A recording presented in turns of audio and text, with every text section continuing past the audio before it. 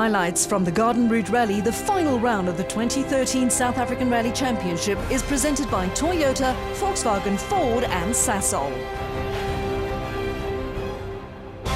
It can be frustrating and demanding, a real test of one's character, but always thrilling. And if it goes your way, it can be extremely rewarding.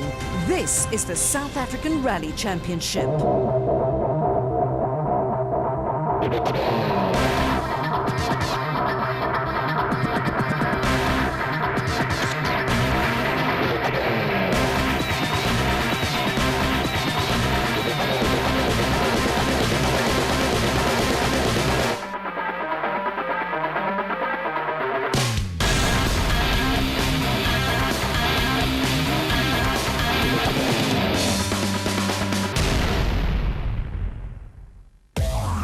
This journey started as long as 9 months ago, when South Africa's top drivers congregated in KwaZulu-Natal for the season-opening Total Rally. After that, the rally circus paid visit to the beautiful forests and plantations of Mpumalanga for the popular Sasol Rally, followed by a dry and dusty challenge in front of thousands of Gauteng residents during the Toyota dealer Gauteng Rally. The Eastern Cape and daunting Longmore Forest played host to the annual Volkswagen Rally, followed by another visit to Gauteng, this time under the four-dealer rally banner. The wheat and canola fields of the Swartland was the location for the Toyota Cape Dealer Rally, while the bushveld around the Limpopo capital of Polokwane saw the penultimate battle of the 2013 Championship War. And what a battle it was.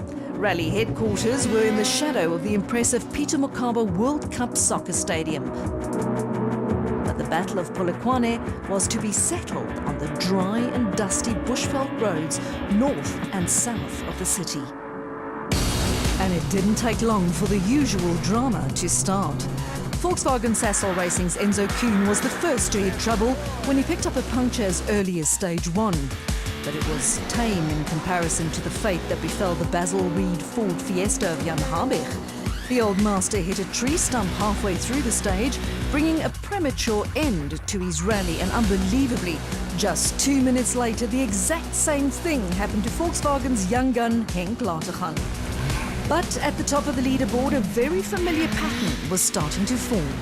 Championship leader Marc Cronje was once again setting a blistering pace in his Ford Racing Fiesta, while the Castrol Toyota Yaris of Leroy Polter was matching his every move with the Volkswagen Sasol Racing Polo of Hergen Fecken and the second Toyota of Johnny Gemmell in hot pursuit. Polter even took over the lead. The power steering inside his Yaris let him down and caused him to tumble down the leaderboard. The Polo of Hergen Fecken had second place well in his sights until a late puncture handed the position to Johnny Gemmell, who sprayed the champagne from the second step of the podium for the umpteenth time. But as with 5 previous rallies so far in 2013, the Polokwane Rally was all about Marc Cronje, who raced to his 6th victory in 7 events. Such dominance was also rewarded with his second driver's title in as many years. A near-perfect record of 6 wins from 7 starts means that Marc Cronje clinches the 2013 South African Rally Championship with 1 round to spare. Johnny Gemmell moves into 2nd position ahead of S2000 Challenge champion JP Damso. Jan Habich drops a few positions into 4th, while a steady Janelle de Villiers still occupies 5th ahead of Leroy Polter and the Volkswagens of Hergen Fecken and Henk Latergan. Only 1 point separates Gugu Zulu and Mohamed Musa in 9th and 10th respectively. The overall war might be won, but one final battle remains. And what a battleground it is. This is the season-ending Garden Route Rally. Rally headquarters, as well as the Dunlop Service Park, are based at the Garden Route Mall on the outskirts of George. But the 182 kilometers of gravel roads that make up the route are arguably some of the prettiest stages the championship has ever seen. The Cape Pine forests around George contain beautiful gravel roads, but with severe drops into the valleys below never far away, And then there is the crown jewel of the entire championship, the feared and famous Montague Pass that will be used as a stage for the first time in more than 20 years. A fitting finale then for a fantastic journey that was the 2013 South African Rally Championship. And these are the names and faces of the gravel road warriors that will step up to do battle one more time.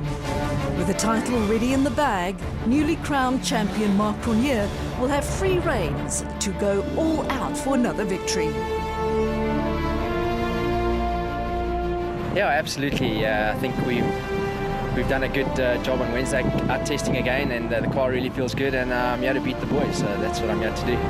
Johnny Gemmell no doubt Mr. Consistency, as another second place in the championship is very much on the cards. Yeah, you know, we had some reasonable results, some good results, and then they turned out not so good.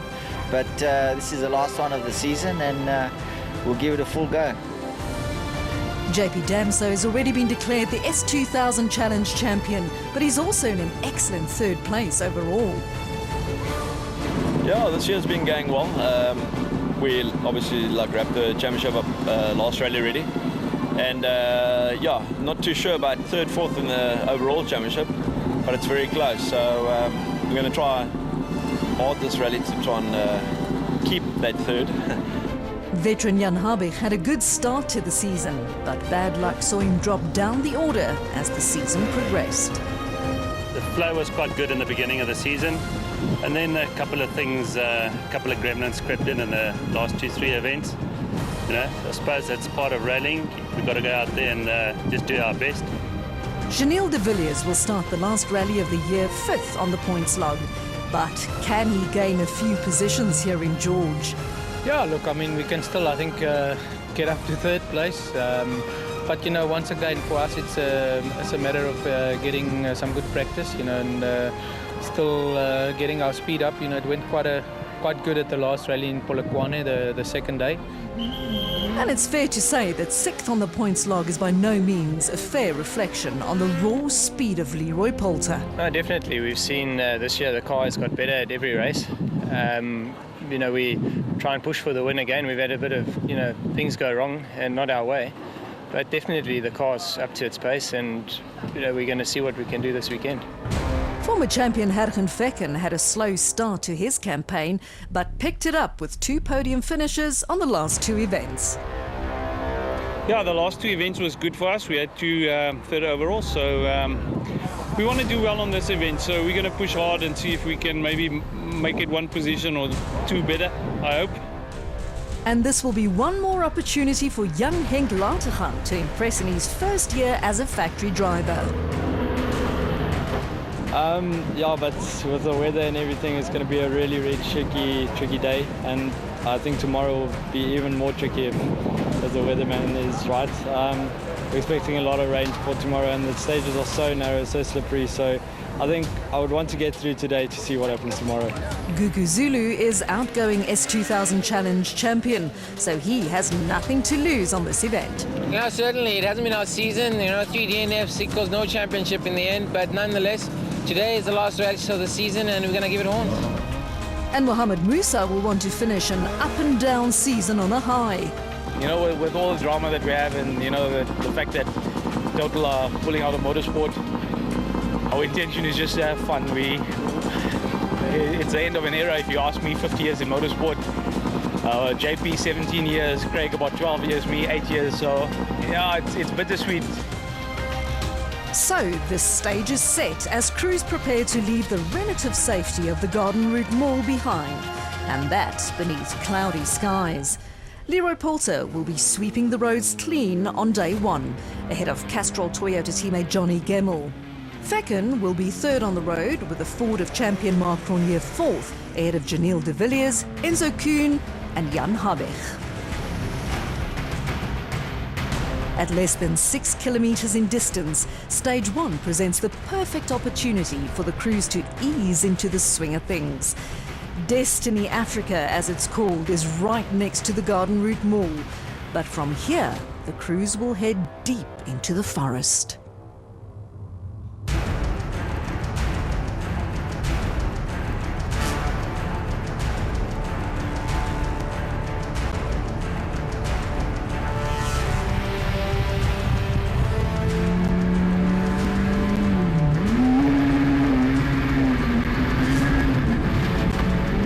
There it is, the start of the last chance of 2013 for Leroy Poulter and Alvin Coetzee to try and bring an end to Mark Cronje's winning streak. But it will be difficult from first on the road for the Castrol Toyota driver. Poulter crosses the flying finish of the 5.5-kilometer opening stage in a time of 3 minutes and 53.1 seconds.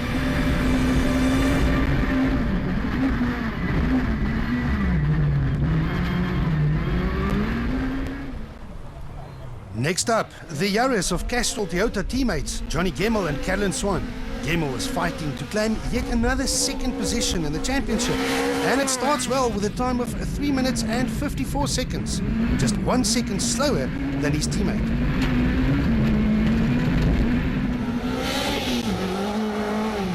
Times are usually very close on a short stage such as this one, but the only thing on the minds of Hergen Fecken and Pierre Aris would have been to get the rally underway with a good, clean and fast time on stage 1. After many years at the top, former champion Fecken still has it in him to go fast, and it shows as the Volkswagen Sassel Racing Polo sets the quickest time of all so far, 3 minutes and 51 seconds. Right 6 seconds, turn off left 8. Mark Cronje and Robin Houghton already indicated that they will be going all out in an effort to claim a 7th victory in a single season. And when the champion goes flat out, he is usually lightning quick. The Ford Racing Fiesta approaches the flying finish in what looks like a very quick time. 3 minutes and 47 seconds. That's a full 4 seconds faster than anyone else. 130, right 2 tightens, turn right 9, no cut. Right 2 tightens, turn right 9, no cut. And this will be the last outing in a rally car before Janelle de Villiers heads off to South America to tackle yet another Dakar rally. But first, de Villiers and co-driver Greg Godrich have to focus on the Garden Route rally from behind the wheel of their Imperial Toyota Yaris. 3 minutes and 53 seconds, 6 slower than Cronje, but good enough for third overall.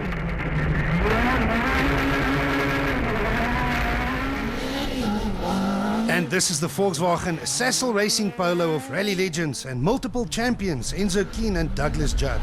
Keen is as fast as they come, but the former champion has had to endure a difficult season and was determined to end it on a high. 3 minutes and 54 seconds. Do not miss. Right 6 opens, go, and flat left 2 over crest, downhill 80. This is the Basil Reed Ford Fiesta of Jan Habig and Robert Paisley. Habig has also seen the ugly side of Lady Luck during his long and illustrious career, and Luck, or was it the lack thereof, would once again bring a premature end to his challenge as the Fiesta lost all drive to the wheels, forcing them to the side of the road. 19-year-old Henk Latergan and co-driver Barry White start their last rally of 2013 behind the wheel of the third of the Volkswagen Sassel Racing Polos. Latergan has an abundance of raw talent and has already been earmarked as a future champion. But the youngster still has a lot to learn. 3 minutes and 57 seconds is a little off the pace, but a solid start nonetheless.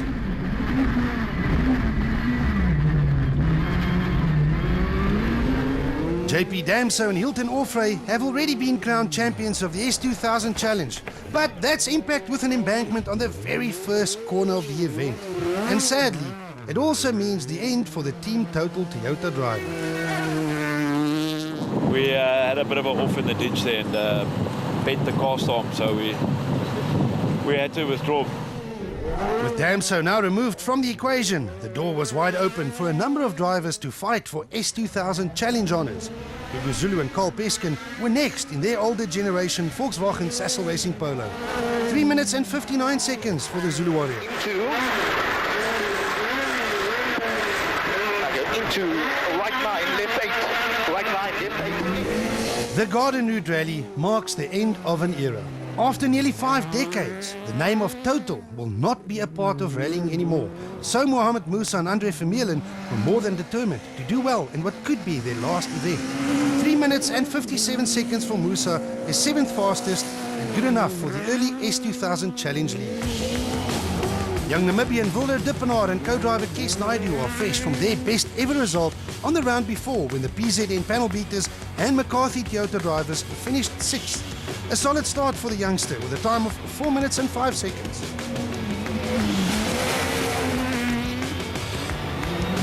And another good start for the SA Earthworks Toyota of Nick van der Westhuizen and Stefan Cillier, who record the 10th fastest time of all on stage 1. A 4-second lead at the top of the leaderboard for champion Mark Cronje.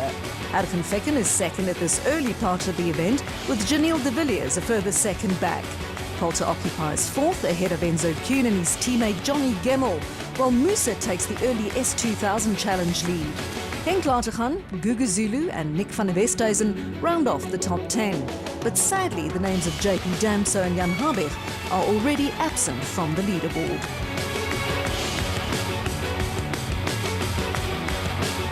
Garden Route Rally action continues after the break, when the crews will head off into the unknown when they enter the feared Cape Pine forests in the mountains behind George. Will Mark Cronje extend his early advantage? Will the others mount a serious challenge, or will the mountain have the final say?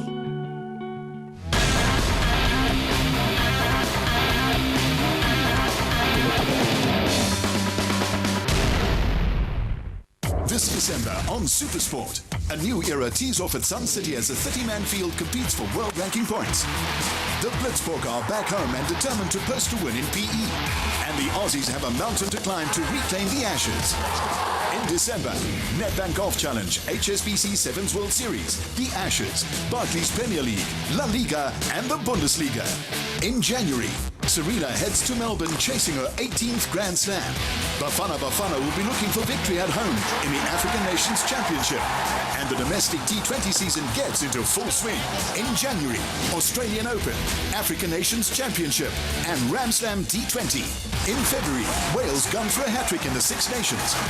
Witness the spectacular as Russia plays host to the Winter Olympics. And the Super Rugby Giants go head-to-head. In February, RBS Six Nations, Winter Olympics and Vodacom Super Rugby. Live on Supersport. Did you know that there are a couple of ways to find the perfect movie to suit your mood? The easiest way is to press the TV Guide button on your remote to see the full Mnet movie schedule and press OK to go to your preferred channel or visit our website. You can search by typing in the name of a movie, select the movie you'd like to see and press the All Screenings tab to see when your movie will be screened through the month. That's 2 great ways to choose a movie for every mood from Mnet Movies.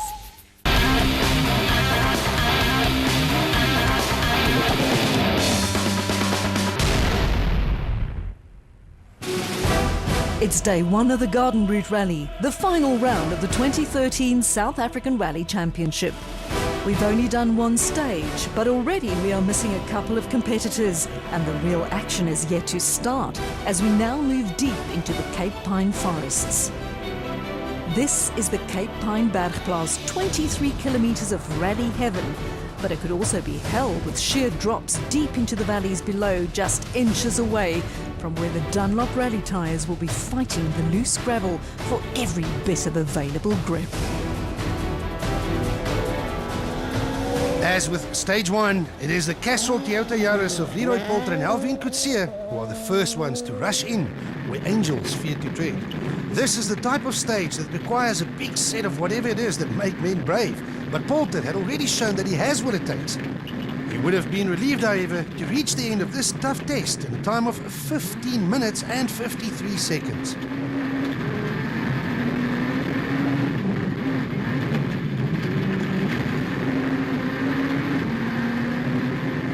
Very slippery out there. With Poulter already safely at the finish, Castrol Toyota teammates Johnny Gemmel and Callan Swan were still hard at work high up in the mountains and deep in the heart of the Cape Pine forests. Poulter's time is currently the only benchmark as Gemmel gets closer to the end. He crosses the flying finish in a time of 16 minutes flat. That's 7 seconds slower than his teammate.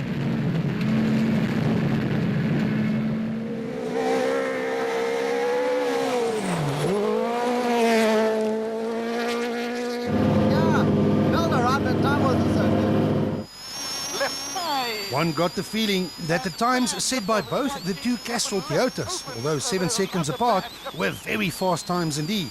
But it's impossible to say. That's until the next car completes the stage, and the next car in question is none other than the Volkswagen Sassel Racing Polo of Arjen Fecken and Pierre Arries. 16 minutes and 16 seconds. That's 22 seconds slower than the fastest time so far set by Leroy Poulter. Feels like the left rear is going soft, so we'll just check on that. So it is pretty clear that Poulter's time was fast, but will it be fast enough? The answer sits with champions Mark Cronje and Robin Houghton in their ultra-quick Ford Racing Fiesta.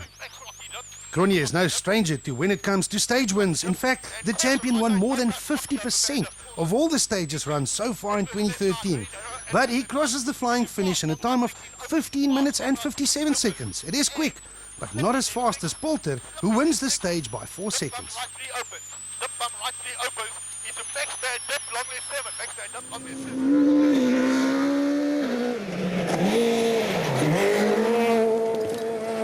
It's been a great stage for us. I really enjoyed that. I'm not sure what time we did there, but it felt good. A number of very fast drivers still had to complete this beautiful stage, but it was unlikely that any of them would better the pace set by Poulter and Cronje. The Imperial Toyota Yaris of Janelle de Villiers and Greg Godrich were next into stage 2, but de Villiers struggled to find a good rhythm and opted for a safe approach instead. 16 minutes and 48 seconds meant nearly a minute lost to the leaders. Very, very bad rhythm in it. Nothing to do with the car, which is bad driving, that's all. It was now becoming pretty clear that it would be nearly impossible to match the pace set by Poulter and Cronje. So Enzo Keane and Douglas Judd opted for the same strategy as the one implemented by de Villiers. In other words, a safe and risk-free one.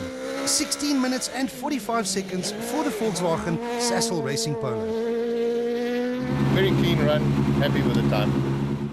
One man who has given his all on every stage so far this season is youngster Henk Lategan, with Barry White filling the hot seat inside their Volkswagen Sassel Racing Polo.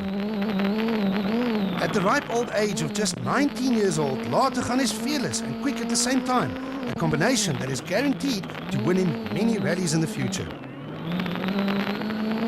The youngster is getting close to the end of this long and challenging stage, and split times indicated that he was on the pace. But he's off the road. That was a massive moment for Lategan and White, who fortunately managed to escape from the stricken polo unharmed, but a sad end to the rally that promised so much for the talented young man. We lost the rear-wheel drive early in the stage, so we were doing most of the stage with front-wheel drive. And then we came up to here, it's a long right-hander that tightens at the end. And I don't know what happens, we still have to go check, but obviously we missed the tightens. I went straight on. We didn't have the drive to get us out of trouble. Volkswagen may have just lost one of their top cars, but fortunately for the automotive giant, they still had another Sassel Racing Polo in the mix. Gugu Zulu and Carl Peskin in their older generation Polo completed this long stage in a time of 16 minutes and 49 seconds. The team Total Toyota Auris of Mohamed Musa and Andre Vermeulen started this stage as S2000 challenge leaders, so Musa had everything to drive for as he tackled stage 2. But a time of 17 minutes and 5 seconds means nearly 16 seconds, as well as the lead of the S2000 challenge lost to his rival Gugu Zulu. Musa and Zulu thought they were fighting it out for S2000 challenge honours, but they both failed to see the attack from young Namibian Wilder Dippenaar.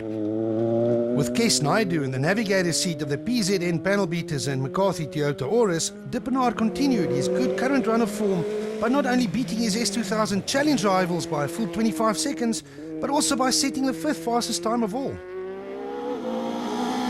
Driving in these demanding conditions would have been a first for the SA Earthworks Toyota crew of Nick van der Westhuizen and Stefan Sillier, who did well to set the 10th fastest time of all, good enough to also occupy 10th overall. Most of the crews survived the challenging stage 2, only to immediately take on stage 3. At 18 kilometres in length, Cape Pine Diprivier is a little shorter than the stage before, but every bit as demanding. Leroy Poulter and Alvin Coetzee were once again the first ones to venture into the unknown from first on the road. The Castrol Toyota Yaris started this stage a mere 1.4 seconds off the overall lead, so Poulter had everything to go for. 14 minutes and 31 seconds is the benchmark time.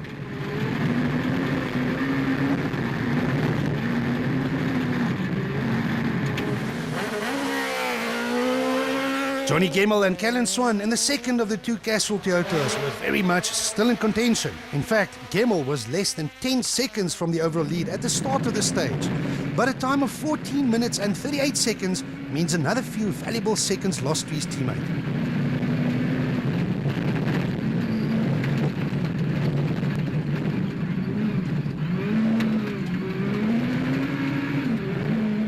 No, it was quite nice actually. Looked worse doing the recce yesterday, but it was quite good now. The very capable hands of double former champions Hergen Fecken and Pierre Arries were in command of the leading Volkswagen Sassel Racing Polo and fourth overall before the start of stage 3. Fecken was looking good halfway through the stage. But that was impact with a log on the side of the road, resulting in a punctured tyre. Valuable seconds tick by as Fecken wrestles the Polo to the finish for a time of 15 minutes and 11 seconds. So a full 40 seconds off the pace.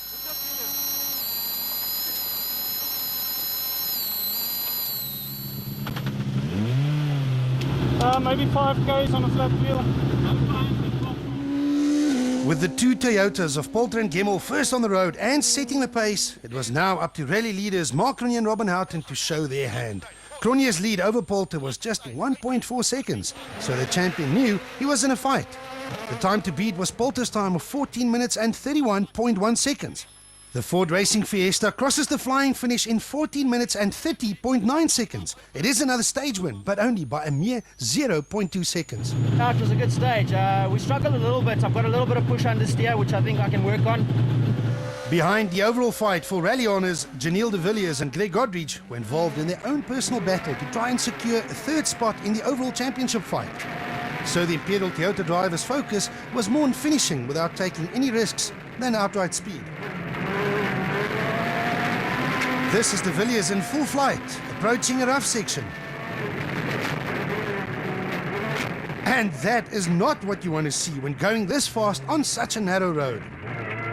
The bonnet crashes into the windscreen, leaving them with no option but to stop in order for co-driver Godrich to attend to the problem. But more valuable time was lost.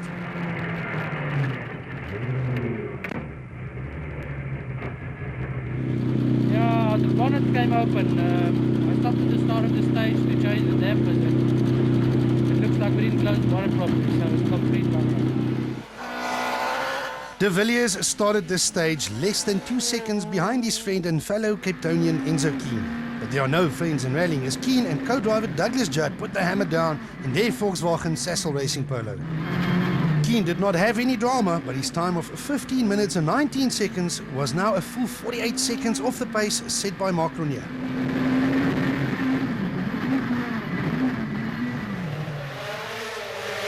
The windscreen incident inside the Yaris of de Villiers left the door wide open for Gugu Zulu and Carl Peskin to gain a position or two. And that was the only invite the Volkswagen Sassel Racing Polo driver needed. Zulu had a clean stage, and a time of 15 minutes and 20 seconds meant he gained no less than 2 positions on the overall standings. 70, caution, 10 minutes of bump dip into right 5 down, and caution, long left 5, cutting into Sullivan. Right 5, caution, long left. It was a fierce fight between Zulu and his S2000 challenge rivals Mohamed Musa and Andre Vermeulen. Musa started the stage just 13 seconds behind Zulu, but the Team Total Toyota driver had no choice but to hand over another valuable 7 seconds after the end of stage 3.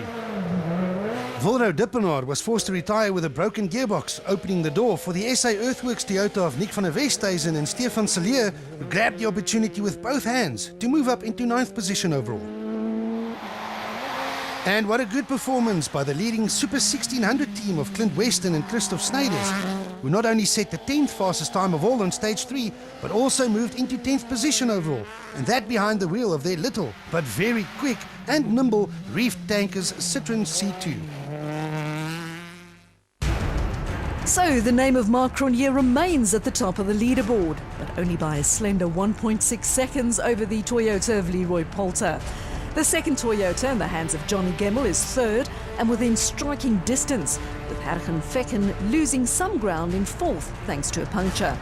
Enzo Kuhn is still in fifth, while both Gugu Zulu and Mohamed Musa leapfrog Janelle de Villiers, who slides down to eighth. Nick van der Westhuizen moves into ninth ahead of the leading Super 1600 car of Clint Weston. Sadly though, both the names of Wilro Dippenaar and Henk Lateghan disappear from the leaderboard.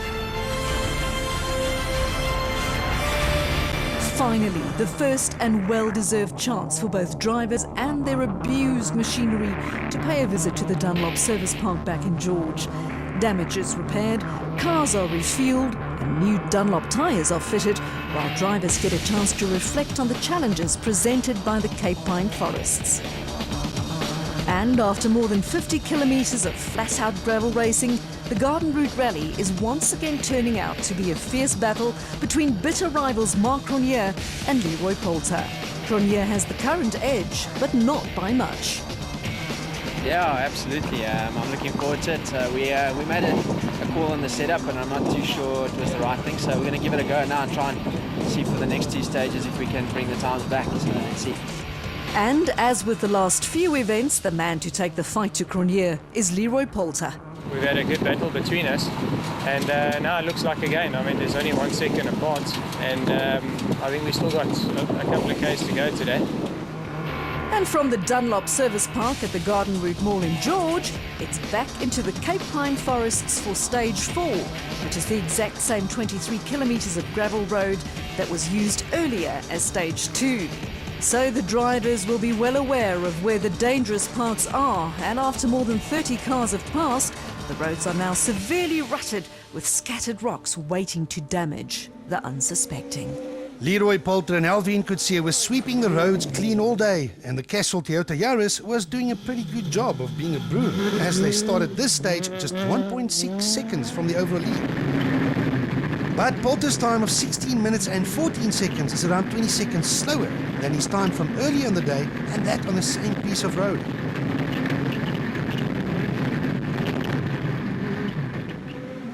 But as always, one needs to see a few times before drawing any conclusions. This is Johnny Gemmel and Callan Swan in the second Castrol Toyota Yaris.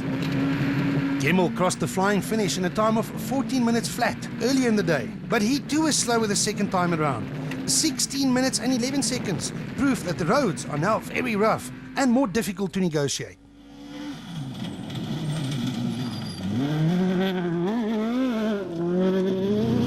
Yeah, no, I pushed there, that one.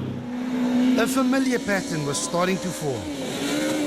Harrigan Fecken and Pierre Harries set the fourth fastest time in each of the day's forest stages so far, and stage 4 would be no different.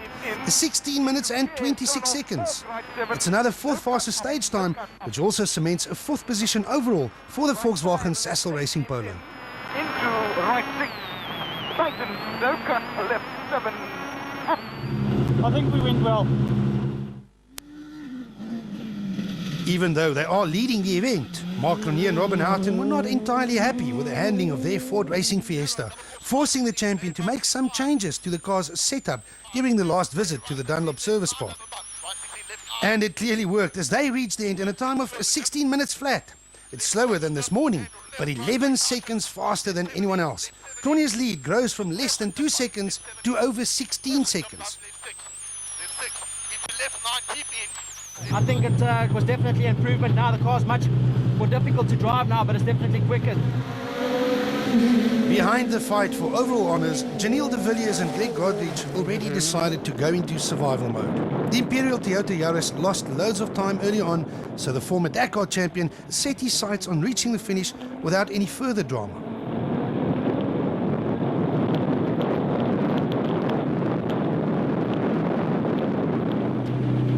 Okay, you know, it's pretty loose now. It's a lot more loose than it was on the first run, so.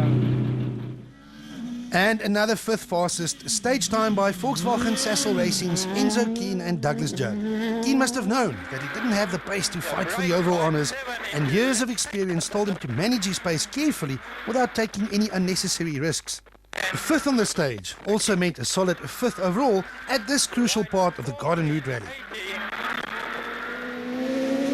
With Wilro Dippenaar out of the event, the fight for S2000 Challenge honours was turning into a two-horse race between the Volkswagen Sassel Racing Polo of Gugu Zulu and Carl Peskin and the Team Total Toyota Auris of Mohamed Musa and Andre Vermeulen. Zulu had a 21-second advantage over Musa going into the stage, but the Team Total driver managed to shrink the gap by 6 seconds after stage 4, setting the scene for an epic fight to come.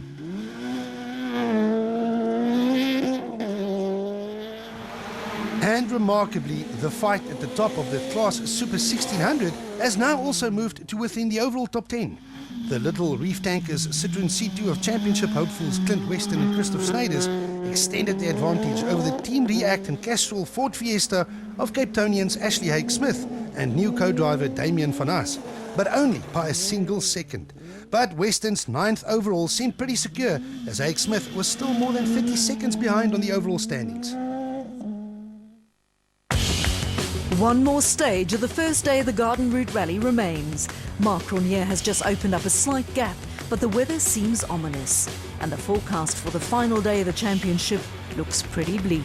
Join us after the break.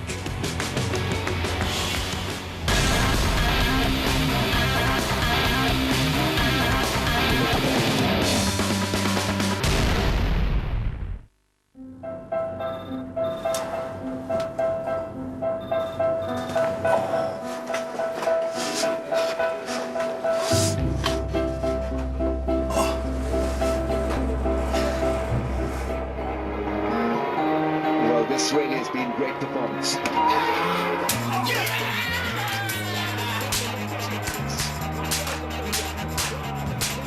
Get ready for a smackfest as Supersport brings you all things cricket on a dedicated 24-hour cricket channel. Tune in to Supersport 2 and 2HD from the 19th of November until the 6th of April for a perfect summer of cricket. Press OK for full channel schedules.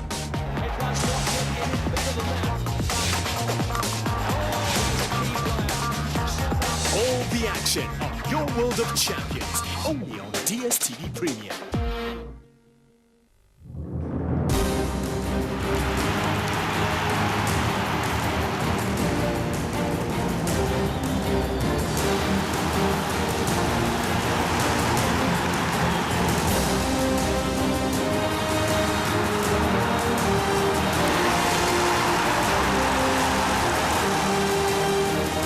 Watch the FIFA Club World Cup, presented by Toyota on Supersport, your world of champions.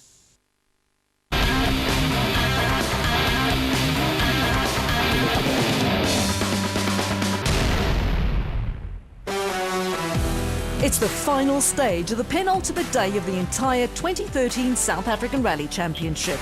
The skies are turning dark and the clouds are threatening to turn the Cape Pine forests into a mud bath. But the crews still have one more challenge for the day. Stage 5, a repeat of Stage 3 from earlier.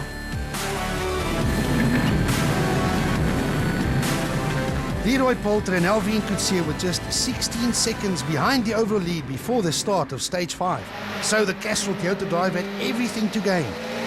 But the arrows did not sound right as Poulter recorded a slow time of 15 minutes and 9 seconds. We've got it, I think the engine's broken. Let's hope we can fix it. Poulter's time of 15 minutes and 9 seconds were nearly 40 seconds slower than his time on the exact same stage from earlier in the day, which means that Johnny Gemmell and Callan Swan had every opportunity to overtake their Castrol Toyota teammates. The gap between the two teammates was just 11 seconds, but Gemmell records a blistering time of 14 minutes and 43 seconds, enough to propel him straight past his teammate and into second position overall.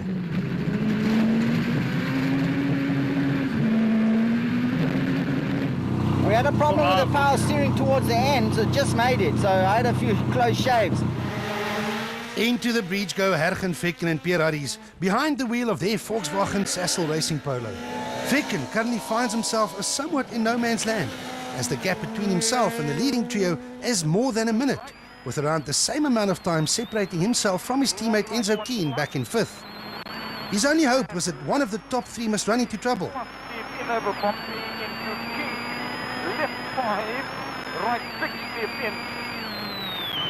But that's impact with a rock. Ficken's Polo grinds to an agonizing halt in what surely means the end of his challenge. Heartbreak for the Volkswagen team bosses. So a drama-filled stage so far, with Gemmell passing his teammate Poulter for second position and Hergen Ficken forced to retire. So what else could Stage 5 have up its sleeve? These are the rally leaders, Mark Cronje and Robin Houghton, nearing the last few kilometers of Cape Pine Dieprevier. But Cronje seems to be going a little slower than usual. It's a punctured tyre on the Ford Racing Fiesta. 15 minutes flat is his time, so around 17 seconds lost to Gemmell. But that is not enough to lose the overall lead.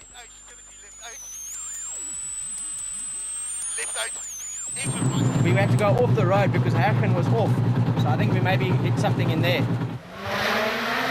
Janelle de Villiers and Greg Godrich had to make up time following the bonnet incident on this same stage early in the day. A time of 15 minutes and 32 seconds did not do much to close the gap.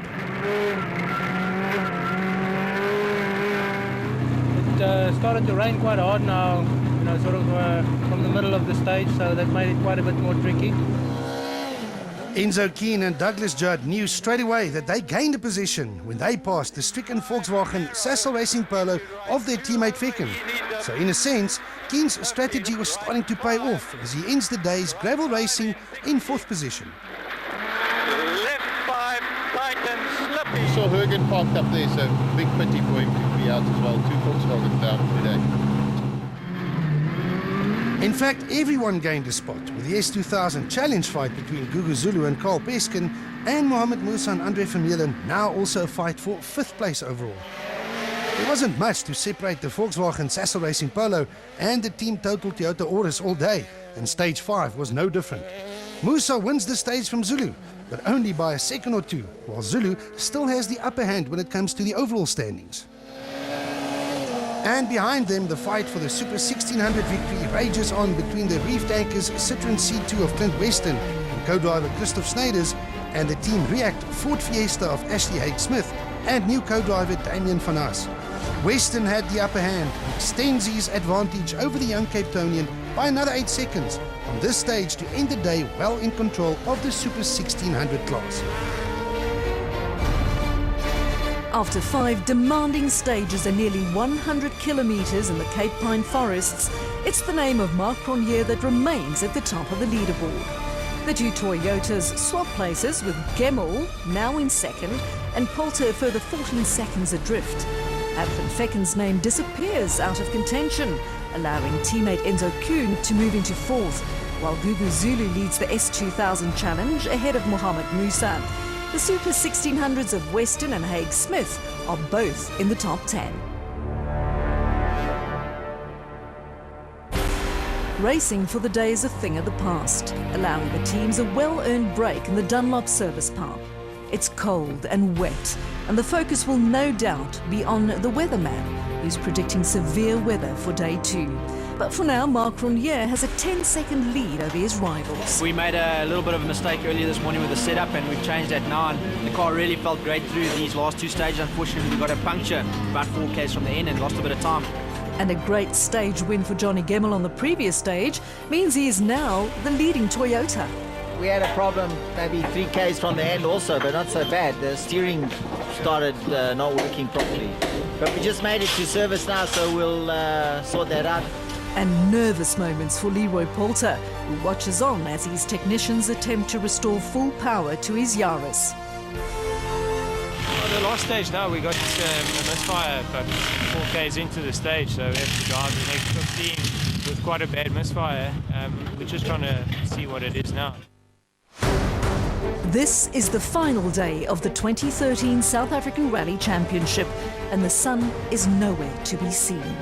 For once, the weatherman was spot on, as heavy overnight rains continued into the morning, drenching the roads inside the Cape Pine forest beyond the point of saturation.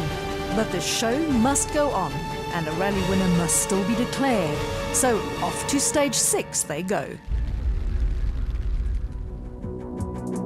But before the teams take on probably the most epic stage on the South African rally calendar, and that in very wet weather, let's take a look at what it is that literally keep the rally cars on the roads.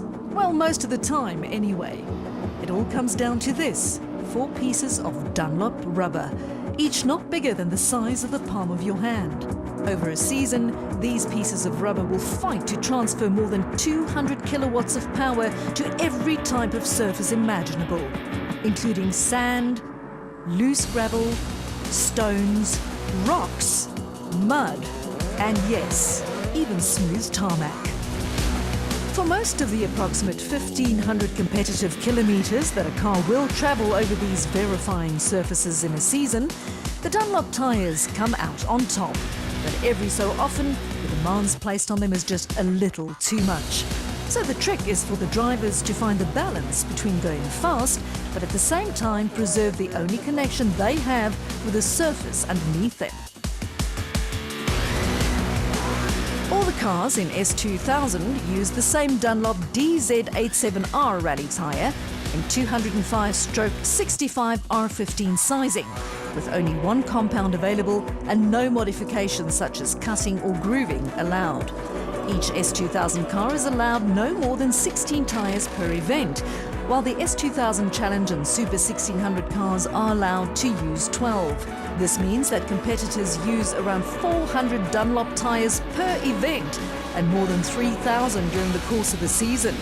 Of these, more than 1,000 tyres were fitted on site using the mobile fitment facility inside the Dunlop service park in between stages by the qualified Dunlop tyre technicians, who will have travelled more than 15,000 kilometres themselves to and from each of the 8 events.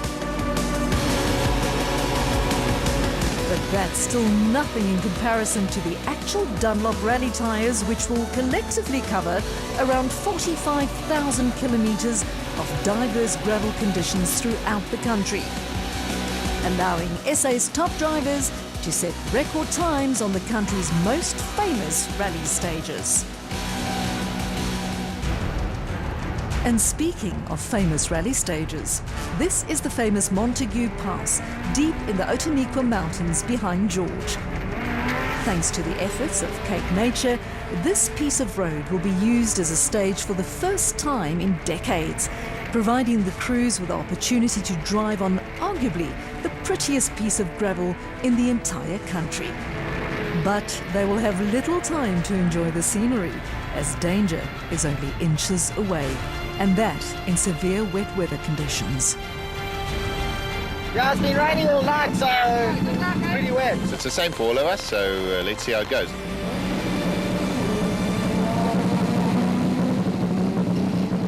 As overnight leaders, the honour of opening the famous Montague Pass belonged to champions Mark Renier and Robin Houghton. Sit back and enjoy as we give you a sneak preview from inside the car. Right 16, left 7, right 16, left 7. Left 7 into max bump. Right 4 over easy jump, right 4 over easy jump into K, easy jump, right 6. K, easy jump, right 6, and long left 4, right 5 narrow, long left 4, right 5 narrow, K, left 5 over easy bump. Right 5, left 8 opens, right 5, left 8 opens here. Into long right 2, tightens 9 in, long right 2, tightens 9 in, it's a 9 in. Bump into right 3 in, left 5 in over bump, into K, bump, left 5 over bump. Long right 5 into bump, left 5 tightens 6 over bump, left 5 tightens 6 over bump, and left 1 into long right 5 over bump, tightens 6 in. Left 1, long right 5 over bump, tightens 16 over rough, into left 3 bump, narrow right 6 tight, no cut, and bump into left 7, into bump long right 5 in, bump long right 5 in, no cut, into pink, left 3 caution, narrow right 6 here, 60, bump left 7, tightens slippy 8. Bump left 7, tightens slippy 8. Right The Ford Racing Fiesta crosses the end of the 12-kilometre stage in a time of 8 minutes and 13 seconds. It's fantastic. That was an unbelievable experience. It's actually got very good traction out there. Cronje's lead over the Castrol Toyota of Johnny Gemmell and Callan Swan was a not-so-comfortable 10 seconds, so Gemmell still had everything to gain. It will, however, be a tall order to try and close down the 10-second gap on this 12 kilometers of Montague Pass. But Gemmell has a never-say-die attitude and gives it his usual 110%. The end of the stage is nearing 8 minutes and 15 seconds. Cronje's advantage over Gemmell is extended by just another 2 seconds.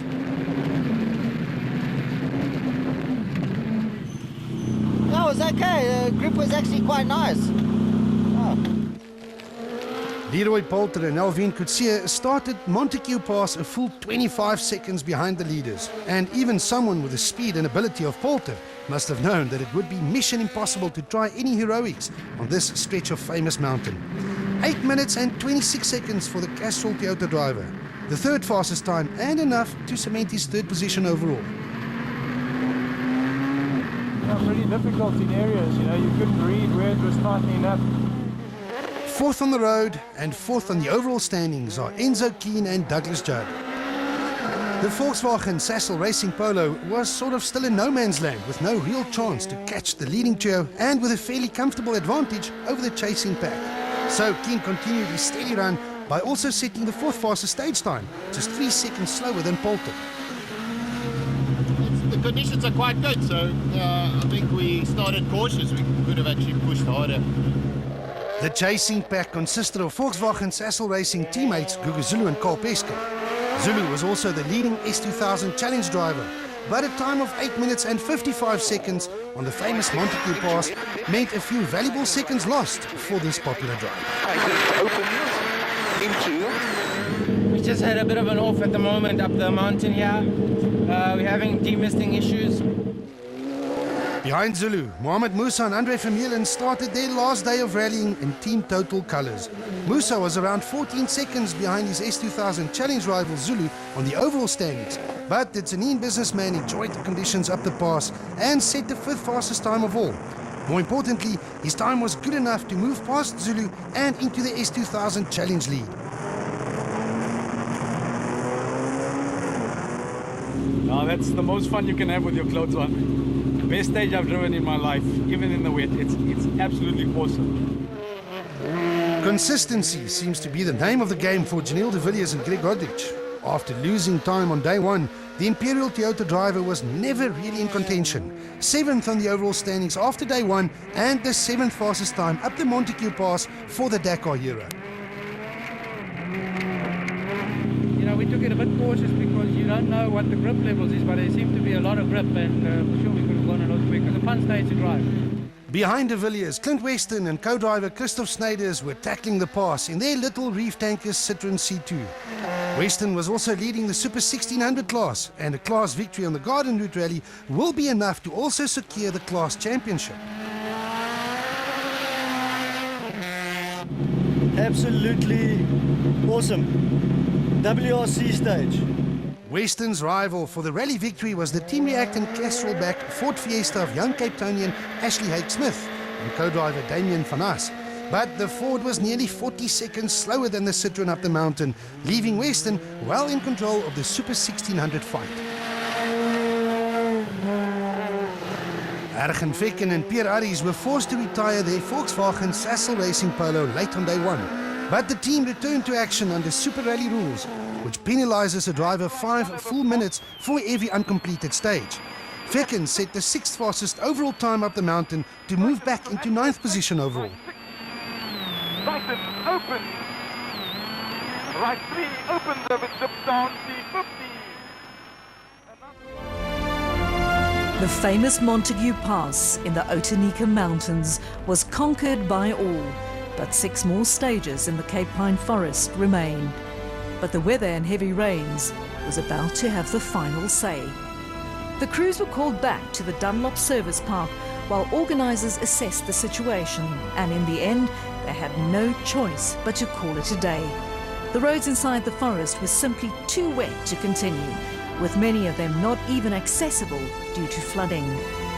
A foreshortened, anticlimactic but dramatic end to both the Garden Route Rally as well as the 2013 South African Rally Championship.